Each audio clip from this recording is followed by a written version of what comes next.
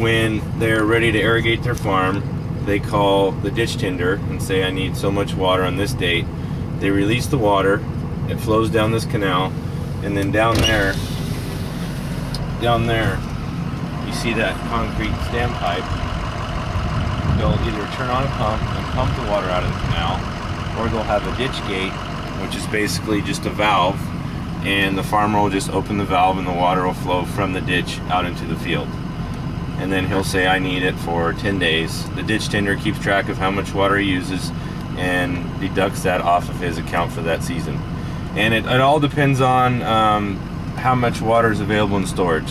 So some years you'll be allowed to use 30% of your ditch stock in a dry year, and in a wet year you'll be able to use 100% of your ditch stock.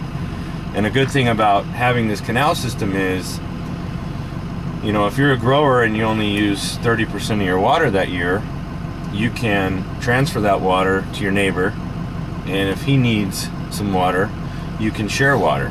So there's a lot of flexibility in the canal system, and that's something that has been a reliable source on the east side, which is now in jeopardy again due to environmental restrictions. So we have ground on the east side, we have ground on the west side. Our ground on the east side is, as far as water goes, is in a lot better shape than our ground on the west side.